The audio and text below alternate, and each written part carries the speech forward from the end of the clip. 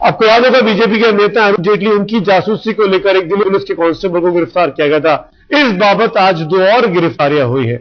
हर रोज नए नए खुलासे होते जा रहे हैं। अब उत्तराखंड के 2 बीजेपी नेताओं का नाम भी इस पूरे मामले में आ रहा है। पुलिस इन 2 बीजेपी के नेताओं की भूमिका की भी जांच में जुट गई है। इस बीच जो आज 2 गिरफ्तारियां हुई है, उसमें जासूस अनुराग और उसके साथी नीतीश को पुलिस ने पकड़ा है। पुलिस को शक है कि करीब दर्जन भर वीवीआईपी लोगों की जासूसी भी साथ में हो रही थी। तमाम जानकारी के साथ मेरे सहयोगी सुप्रतिम बनर्जी इस वक्त मेरे साथ जुड़े हुए हैं फोन लाइन पर। सुप्रतिम, बीजेपी के 2 नेता उत्तराखंड से जुड़े हुए, उनके नाम भी सामने आ रहे हैं।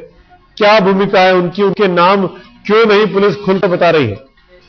जी देखिए, अभी तफ्तीश जो है चल रही है, पुलिस किसी कंक्लूजन पर नहीं पहुंची है।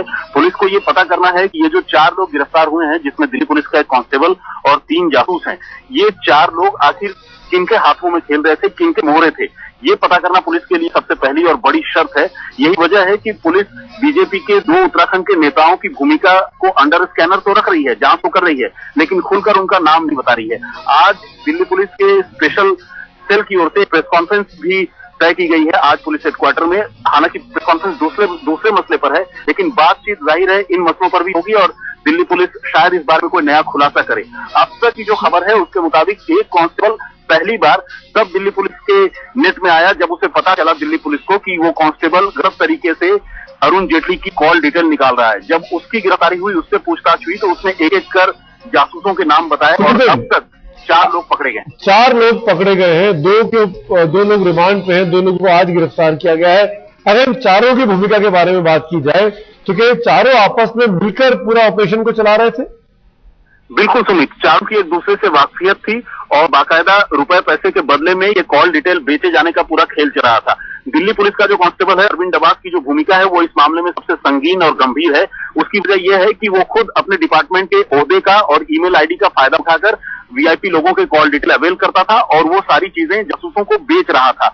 जासूस वो चीजें लेकर आगे किसको बेचते थे, दिल्ली पुलिस को फिलहाल ये पता लगाना। क्या किसी और भी बड़े बीजेपी नेता का नाम इसमें आ सकता है या किसी और बड़े वीवीआईपी का नाम भी हो सकता है इसके पीछे?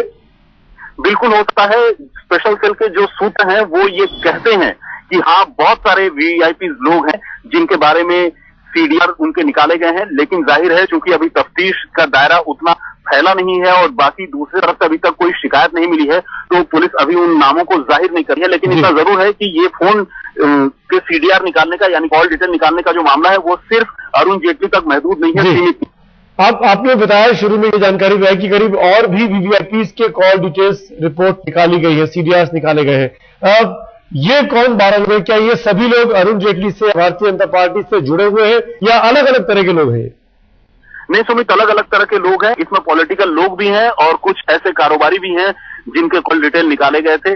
जाहिर है जो जासूस है उनको कुछ लोग असाइन करते होंगे काम के लिए और जासूस हर तरह के कॉल डिटेल हासिल करते होंगे, लेकिन जो कॉल डिटेल हासिल करने में दिल्ली पुलिस के कांस्टेबल की भूमिका उभर कर सामने आई है वो अपने आप में बहुत गंभीर बात है। तो जैसा कि आपने पूछा, सिर्फ बीजेपी या अरुण जेटली के आसपास के लोग ही नहीं है बल्कि दूसरे तमाम सियासी महकमों के लोग भी हैं, सियासी दलों के लोग भी हैं। अगर अरुण जेटली वाले मामले की बात की जाए, आपने कहा कि 2 बीजेपी के जो नेता हैं उत्तराखंड के, उन पर भी शक है। इन परिस्थितियों में अब ये 2 नेता जो है बीजेपी के उत्तराखंड वाले, क्या ये खुद करा रहे थे इस पूरे मामले को, जासूसी को, या उनके ऊपर भी कोई और हो सकता है? सुमित, उनके ऊपर भी और हो सकता है। यही वजह है कि अभी पुलिस ने खुलकर कोई बात नहीं कही है। कल गृह मंत्रालय को एक रिपोर्ट पुलिस ने इंटरिम रिपोर्ट बनाकर भेजी थी, उसमें पुलिस ने ये बताया था कि अब तक इस सिलसिले में 2 लोग पकड़े गए, क्योंकि कल 2 लोगों की ही गिरफ्तारी हुई थी। और पुलिस ने यह भी बताया था कि कुछ बड़े लोगों के नाम इसमें सामने आ सकते हैं जो लोग अरुण जेटली की कॉल डिटेल निकाल रहे थे, और जाहिर सी बात है कुछ और लोगों के कॉल डिटेल जिन लोगों ने निकलवाए, लेकिन वो लोग कौन है, क्या वो पॉलिटिकल लोग हैं या फिर किसी और फील्ड से जुड़े हुए हैं, इन तमाम चीजों की पड़ताल होनी भी बाकी है। बाकी जो बीजेपी के नेताओं की बात, उत्तराखंड के नेताओं की बात सामने आ रही है, ये भी सुमित पता करना अभी पुलिस को बाकी है कि क्या यही लोग थे पर्दे के पीछे जो सारा साजिश रचकर सारा कॉल डिटेल निकलवा रहे थे, या फिर इनके पीछे कोई और भी लोग थे और भी बड़ा नाम है। बिल्कुल, कहीं ना कहीं बहुत ही बड़ा गंभीर मामला। बीजेपी के ही नेताओं का शक है कि वो अपने ही नेता अरुण जेटली की जासूसी कर रहे थे, कॉल डिटेल्स निकलवा रहे थे। क्या कुछ हो सकता है? अपने आप में बहुत बड़ी राजनीतिक हलचल होगी जब नाम खुलकर सामने आता है, जब असली साजिश करता मेन मास्टरमाइंड सामने आएगा कि कौन है जो अरुण जेटली के कॉल डिटेल्स को जानना चाह रहा था। क्या ये बीजेपी की अंदरूनी लड़ाई है या कुछ और मामला है इसके पीछे, इस पर लगातार हमें नजर बनी है। इस बीच बीजेपी के प्रवक्ता राजीव प्रताप रूडी, उनका बयान आया इस पूरे जासूसी कांड को लेकर, वो सुन लेते हैं।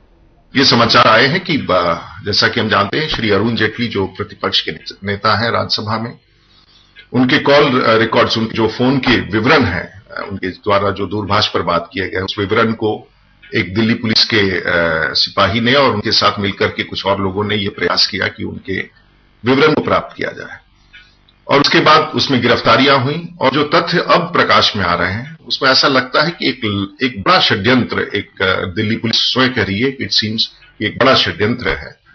और हमारा ऐसा मानना है कि देश के एक वरिष्ठ नेता, प्रतिपक्ष के नेता का इस प्रकार से फोन रिकॉर्ड को प्राप्त करना और उस पर एक बड़ा कॉन्स्पिरेसी दिख रहा है। हम चाहेंगे कि गृह मंत्रालय इसमें हस्तक्षेप करे और जो तथ्य है उसे प्रकाशित करे, और हम चिंतित हैं, साथ साथ ये भी चाहेंगे कि इस पूरे अनुसंधान को अंतिम परिणाम दिया जाए ताकि सत्य उजागर हो सके।